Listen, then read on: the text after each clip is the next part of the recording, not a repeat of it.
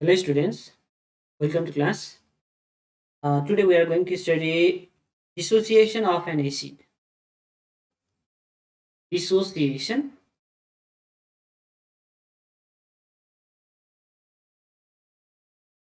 of an acid in water. So योभन्दा अगाडि क्लासमा हामीले फर्स्ट डाइल्युसन ल पढ्यौँ. फर्स्ट डाइल्युसन ल अनुसार चाहिँ हामीले alpha equals to root under alpha equals to के हाम्रो के आएको थियो डिग्री अफ डिसोसिएसन अल्फाको भ्यालु चाहिँ root under K by C आएको थियो होइन. यो के भनेको चाहिँ आयनाइजेसन कन्स्ट्यान्ट भन्ने टर्म यो हामीले अगाडि निकाल्यौँ. सो अब डिसोसिएसन अफ एसिडमा चाहिँ हामी एसिडको लागि डिसोसिएसन कन्स्ट्यान्ट द्याट इज केए, के मात्र भन्दैन भयो केए भन्छौँ, त्यो निकाल्नेछौँ. लेटस कन्सिडर त्यसलाई एउटा केमिकल एउटा एसिड कन्सिडर गरौँ which one is weak acid. Let's consider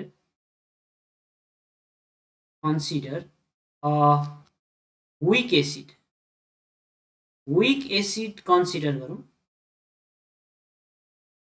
जुन चाहिँ वाटरमा डिजल्भ गरेपछि के दिन्छ, याचे कन्सिडर गऱ्यौँ. अगाडि हामीले याचे नै कन्सिडर गरेको थियो, याचेको ठाउँमा एबी पनि कन्सिडर गर्न सकिन्छ र याचेलाई हामीले त्यतिखेर एसिड भनेको थिएन. अब यहाँ एसिडको लागि निकाल्न खोजिरहेको छौँ, त्यही भएर हामीले एच प्लस आउनेलाई चाहिँ लिग्यो भने सजिलो है. सो एचए डिसोसिएट भएर के दियो एच प्लस र ए माइनस. अब according to law of mass action, law of mass action अनुसार according to law of mass action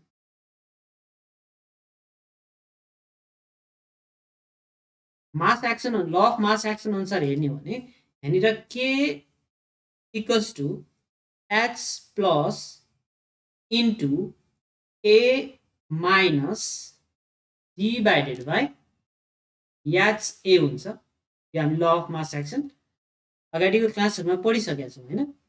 अब यो केलाई मैले के मात्र लेख्दिनँ, के ए लेख्छु किनकि हामी डिसोसिएसन अफ एसिड हेरिरहेको छौँ. त्यही भएर के ए को मिनिङ चाहिँ where Ka is what?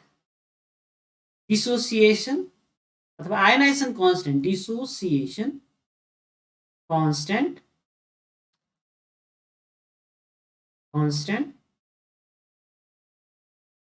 For acid. Okay. अनि एच प्लस भनेको कन्सन्ट्रेसन अफ हाइड्रोजन आयन भयो भने molar concentration. So every concentration should be in molar concentration, मोलारको टर्ममा चाहिँ हुनुपर्छ है. अब यो जुन एचए छ यो एचए डिसोसिएट भएको छ एच प्लस र ए माइनसमा डिसोसिएट भएको छ. सो इनिसियल्ली हेर्ने हो भने इनिसियल कन्डिसनमा याचेको कन्सन्ट्रेसन सी छ, एच प्लसको कन्सन्ट्रेसन 0, यो पनि 0 हुन्छ होइन. अब इक्विलिब्रियम कन्डिसनमा हेरौँ, इक्विलिब्रियम कन्डिसनमा अगाडिको जस्तै सीबाट सी अल्फा चाहिँ डिसोसिएट भयो. यो सी अल्फा एच प्लसमा जान्छ र ए माइनस केमा जान्छ, ए माइनसमा के जान्छ, सी अल्फा जान्छ. सो यो एच प्लससँग के छ त सी अल्फा छ. यो H plus suppose we have concentration of acid that is 0.1 molarity, एचएको कन्सन्ट्रेसन 0.1 मोलारिटी छ, तर यो विक एसिड हो भने यो एच प्लसको कन्सन्ट्रेसन 0.1 मोलारिटी हुँदैन. कति हुन्छ 0.1 इन्टु अल्फा. अल्फा भनेको कति आउँछ, यसरी चाहिँ हामी एच प्लस निकाल्छौँ, जसले गर्दा पछि हामीलाई पिएच निकाल्न चाहिँ हेल्पफुल हुन्छ. अब हामीले यसमा के ए को भ्यालु, यो जुन माथि इक्वेसन छ इक्वेसन आईमा चाहिँ अब एच प्लस ए माइनस र एचए जुन इक्विलिब्रियम कन्डिसनमा भएको कन्सन्ट्रेसन हामी राखौँ है त. यहाँनिर के हुने भयो त KA, then equation यसलाई यसरी लेखौँ, then equation I becomes भनौँ I becomes KA equals to H plus को concentration C alpha, A minus को concentration C alpha र HA को concentration C minus C alpha. So KA equals to के आयो त C alpha into C alpha divided by C common आयो 1 minus alpha.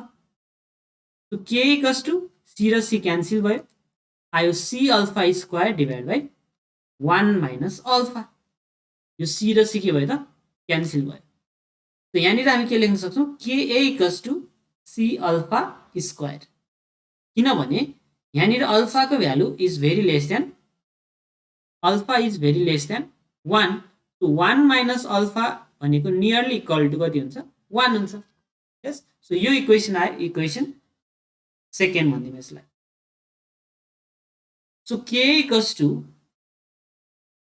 C alpha square आयो। अब यसबाट हामी अल्फा निकाल्यौँ भने के आउँछ त, alpha equals to root under K A by C. अल्फाको भ्यालु कति आयो त, root under K A by C. Okay, र अगाडिको जुन हामी एउटा इक्वेसन, यो इक्वेसन एसिडको लागि भयो, अगाडिको हाम्रो अस्ट्रा डाइल्युसन लको इक्वेसनमा पनि हामीले यही कुरा भेटेको थियौँ। जस्ट ओन्ली चेन्ज के भयो त, ओन्ली चेन्ज के भयो भन्दा के को ठाउँमा केए आयो, यति मात्र फरक हो।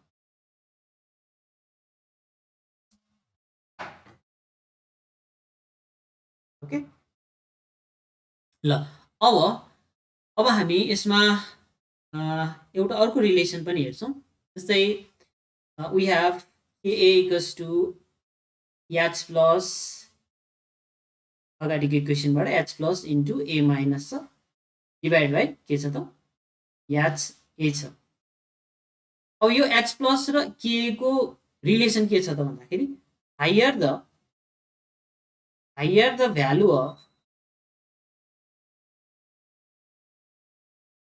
Of H plus, higher the के भनेको एच प्लस को भ्यालु धेरै छ भने के पनि धेरै हुने भयो। भनेपछि फर स्ट्रङ एसिड हाइड्रोजन आयनको कन्सन्ट्रेसन धेरै हुन्छ है। For strong acid KA has higher value, के को भ्यालु के हुन्छ धेरै हुन्छ। ओके, अनि यदि विक एसिड छ भने फर विक एसिड के को भ्यालु के हुन्छ लोवर हुन्छ। तो यो एउटा रिलेसन हामीले यहाँनिर निकाल्यौँ।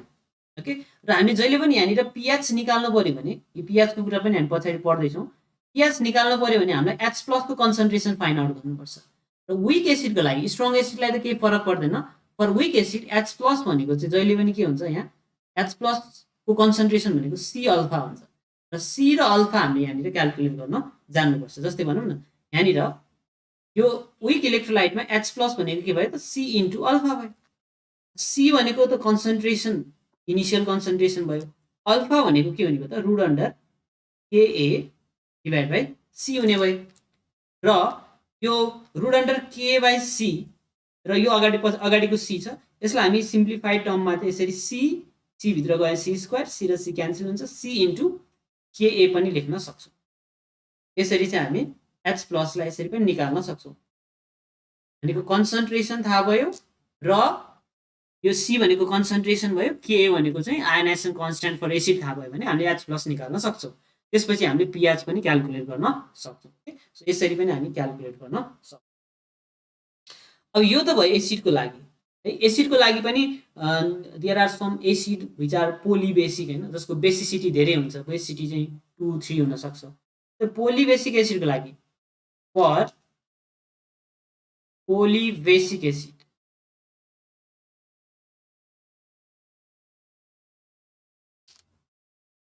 एसिडमा चाहिँ के हुन्छ भन्दाखेरि यिनीहरूमा चाहिँ धेरै एच प्लस हुन्छ, बेसिसिटी धेरै हुन्छ। यिनीहरूको चाहिँ step wise H plus ion यिनीहरूले डिसोसिएट गर्दै जान्छ। जस्तै फर एक्जाम्पलको लागि चाहिँ मैले H3PO4 फोस्फोरिक एसिड, जसलाई हामी अर्थोफोस्फोरिक एसिड पनि भन्छौँ, यो डिसोसिएट भयो। यो डिसोसिएट भएर यसले के दियो, एउटा प्रोटोन दियो H प्लस र बाँकी भयो योसँग H2PO4 माइनस है। अब यो H प्लस डिसोसिएट भएपछि यसको लागि चाहिँ के को भ्यालु भने के आयनाइजेसन कन्स्ट्यान्ट K1 हामी सपोज गरौँ। त्यस्तै गरेर यदि यो H2PO4, अब H2PO4 बाँकी भयो, यसमा अझै H प्लस छ, यो फेरि डिसोसिएट भएर यो आयोनको टर्ममा H प्लस र अर्को के दियो त HPO4 2 माइनस दियो होइन, दुईटा माइनस भयो, एउटा प्लस निस्केपछि। तो यतिखेरको आयनाइजेसन कन्स्ट्यान्ट K2 हामी सपोज गरौँ।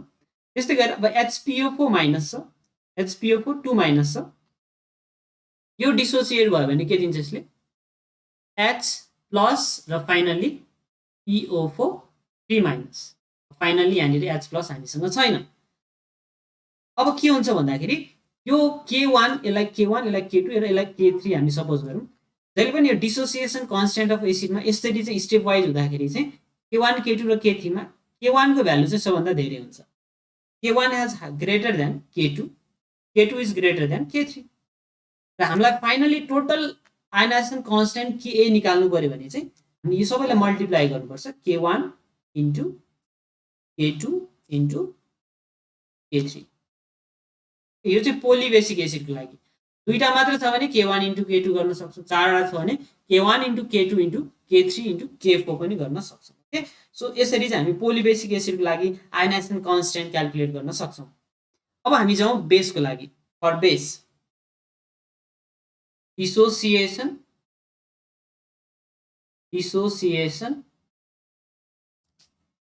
of base in water, dissociation of base in water। जसरी हामी एसिडको लागि गर्यौं, पहिला सुरुमा त हामी कुनै एउटा सब्स्टेन्सलाई लिएर गर्यौं र त्यही अनुसार एसिडको लागि गर्यौं। सो बेसको लागि पनि हामी सिमिलर, लेट अस कन्सिडर एउटा बेस कन्सिडर गर्न सक्छौं। लेट अस कन्सिडर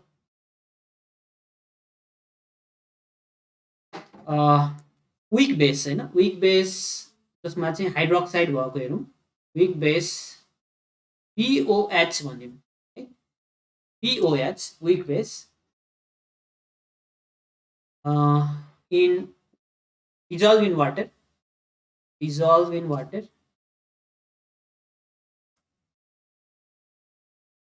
वाटरमा डिजल्भ हुँदाखेरि डिसोसिएट हुन्छ। POH डिसोसिएट भयो भने के दिन्छ P प्लस र OH माइनस आयो। अब इनिशियली हेरौँ, अगाडिको जस्तै एकदम सिमिलर छ। इनिशियल कन्डिसनमा यो BOH को कन्सन्ट्रेसन C होला र प्रोडक्ट बनिसकेको हुँदैन, डिसोसिएट भइसकेको हुँदैन, त्यही भएर concentration of P plus and OH minus के हुन्छ त 0 हुन्छ इनिशियल कन्डिसनमा। एट इक्विलिब्रियम कन्डिसनमा C मा C अल्फा भन्ने डिसोसिएट भयो होला र यो डिसोसिएट भएको चाहिँ कहाँ गयो त आयोनमा गयो, एउटा B प्लस र अर्को OH माइनस।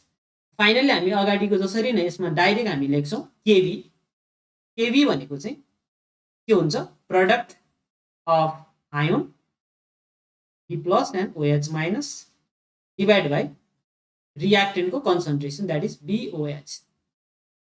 अब भ्यालु राखेर हेरौँ, Kb equals to B plus C alpha into C alpha divide by BOH भनेको C माइनस C अल्फा। यसबाट हामी इक्वेसन निकाल्न सक्छौँ, केभी इक्वल्स टु के हुने भयो C अल्फा स्क्वायर। मैले डाइरेक्ट लेख्दिएँ, 1 माइनस अल्फालाई हामी नियरली इक्वल्स टु 1 लेख्न सक्छौँ। सो अल्फा इक्वल्स टु हाम्रो यहाँनिर भ्यालु आयो Kb by C। Alpha equals to के आयो त केभी बाई C आयो। यो केभी भनेको चाहिँ के हो त, when K B is what dissociation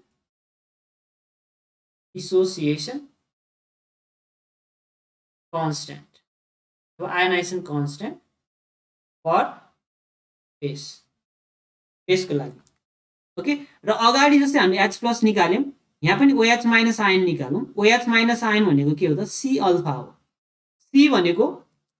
C भनेको कन्सन्ट्रेसन, अल्फा भनेको root under Kb by C। Okay, र यसबाट आउने इक्वेसन के हुन्छ त अगाडि हामीले जुन एसिडमा गर्यौं सिमिलरली यसमा आउने इक्वेसन के हुन्छ C भित्र गएपछि C स्क्वायर हुन्छ भनेपछि root under C into केभी। So OH minus भनेको के आयो त रुट अन्डर C इन्टु केभी आयो। ओके, यसरी चाहिँ हामी OH माइनसको कन्सन्ट्रेसन, कहिले हामीलाई कन्सन्ट्रेसन र आयनाइजेसन कन्स्टेन्ट मात्र दियो भने यसरी क्याल्कुलेट गर्न सक्छौँ। ओके, सो यो भयो dissociation of base in water and dissociation of acid in water. र यस्तो योसँग कनेक्टेड केही न्युमेरिकल्सहरू पनि छ which are very important for all level competitive एक्जाम्सहरू, एनइबीको एक्जामहरूमा हामी अर्को क्लासमा गर्नेछौँ। ओके।